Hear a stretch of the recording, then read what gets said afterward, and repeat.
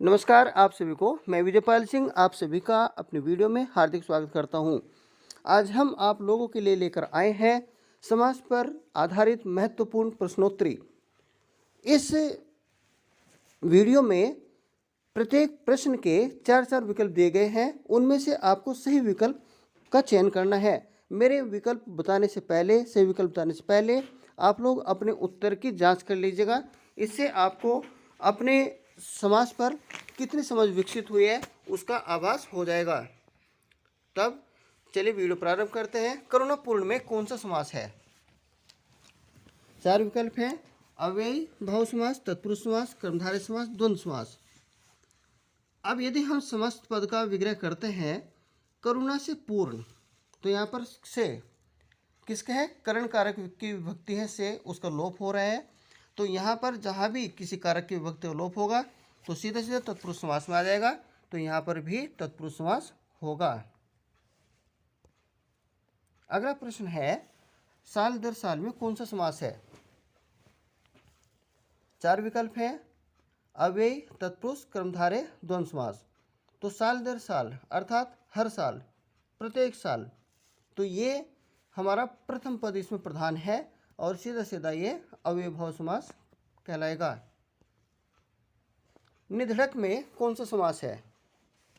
निधड़क, तो जहाँ भी किसी समस्त पद का प्रथम पद उपसर्ग हो तो वह और किसी भी पद का पहला पद भी प्रधान होता है तो वह सीधा सीधा अव्ययभाव समास कहलाता है। निधड़क का जो समस्त पद का विग्रह करते हैं इसका मतलब होता है बिना किसी हिचकिचाहट के, बिना संकोच के, निशंक। तो यहाँ पर यह हमारा बन जाएगा अव्ययभाव समास। चौथा प्रश्न है गृहागत में कौन सा समास है? हम इसका यदि समस्त पद का विग्रह करते हैं तो गृह को आगत यानी गृह को, घर को आया हुआ, तो यहाँ पर को कर्म कारक की विभक्ति का लोप है तो सीधा सीधा और इसका उत्तर पद प्रधान है तो यह तत्पुरुष समास बन जाएगा।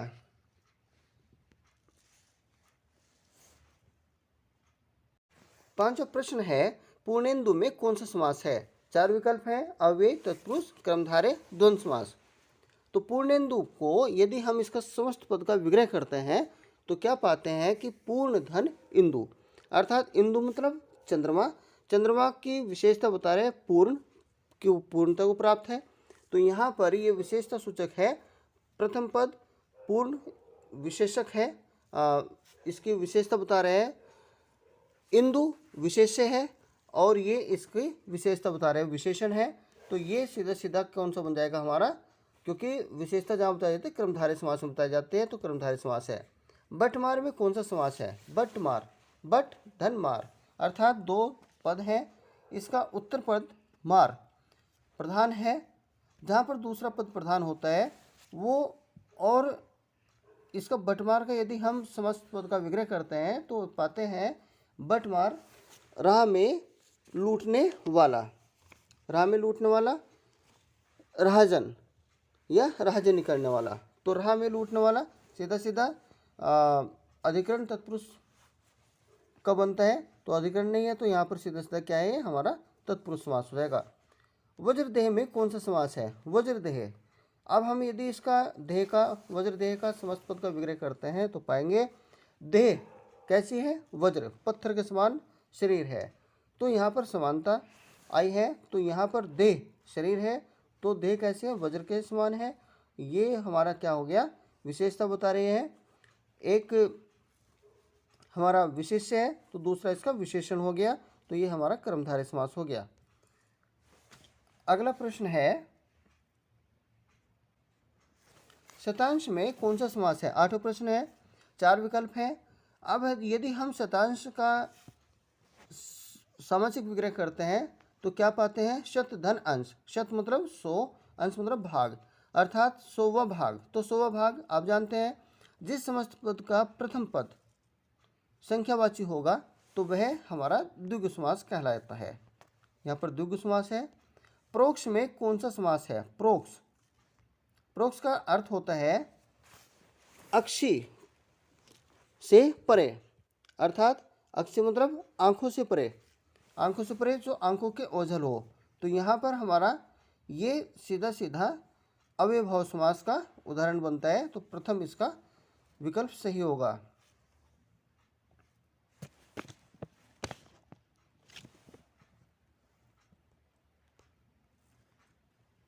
मृग छोना 10वां प्रश्न है, कौन सा समास है इसमें?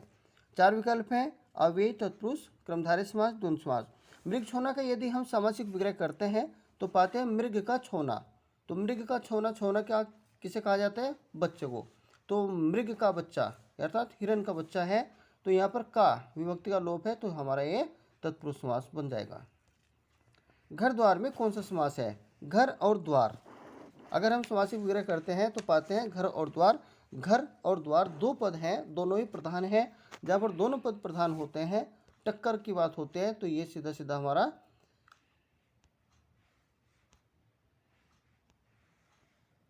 द्वंद्व समास होता है। ये हमारा कौन सा होता है? द्वंद्व समास। 12वां प्रश्न, पीताम्बर में कौन सा समास है? अब यहाँ पर ध्यान देने की बात है, 4 विकल्प हैं, चारों में से आपको एक विकल्प बताना है। लेकिन कुछ समस्त पद ऐसे होते हैं जो हमारे दो दो समासों में चलते हैं, जैसे कि पीताम्बर शब्द भी ऐसे ही शब्द है। अगर हम सामासिक विग्रह किस प्रकार से करते हैं ये उस पर निर्भर करता है।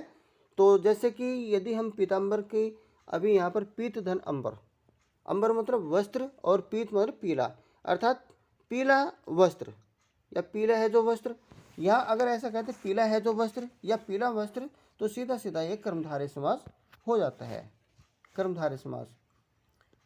इसके पश्चात यदि मैं इसका सामासिक विग्रह इस प्रकार से करूँगा कि पीला वस्त्र धारण करने वाला पीताम्बर, अर्थात पीला वस्त्र धारण करने वाला, तो क्या कौन होगा? श्री कृष्ण। तो यहाँ पर पीत और धन अंबर दो पद हैं ये, और एक गुण हो गए, ये तीसरे मुख्य पद की ओर इशारा कर रहे हैं और वो है श्री कृष्ण। तो क्या कहेंगे? पीला है वस्त्र जिसका, अर्थात श्री कृष्ण, या पीला वस्त्र धारण करने वाला अर्थात श्री कृष्ण। तो यहाँ पर ये दोनों पद मिलकर के किसी तीसरे प्रमुख पद की ओर इशारा कर रहे हैं, तो ये बहुव्रीहि समास का उदाहरण होगा।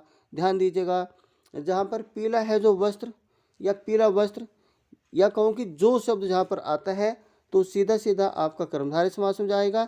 और यदि जिसका या अर्थात शब्द आ जाते हैं तो सीधे सीधे आपके बहुव्रीहि समास में चले जाएंगे। अगला प्रश्न है, नवरत्न में कौन सा समास है? नवरत्न, नौ रत्नों का समाहार, अर्थात रत्न है और ये कितने हैं? 9 है। तो सीधा सीधा कौन सा हो गया हमारा? ये संख्यावाची है और इसका प्रथम पद संख्यावाची है, तो ये हमारा द्विगु समास में हो जाएगा।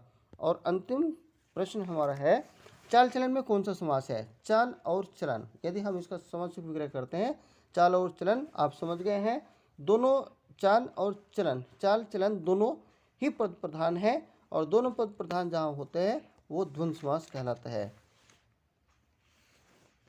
तो हमारा द्वंद्व समास है। सम्मानित श्रोतागण, उम्मीद है यह वीडियो आप सभी के लिए उपयोगी सिद्ध हुई होगी, ऐसा मेरा विश्वास है। यदि आपको यह वीडियो अच्छी लगी है तो कृपया इसे लाइक, सब्सक्राइब और अन्यत्र शेयर करना न भूलिएगा। मिलते हैं अगली वीडियो में, तब तक के लिए आप सभी को मेरा हार्दिक नमन।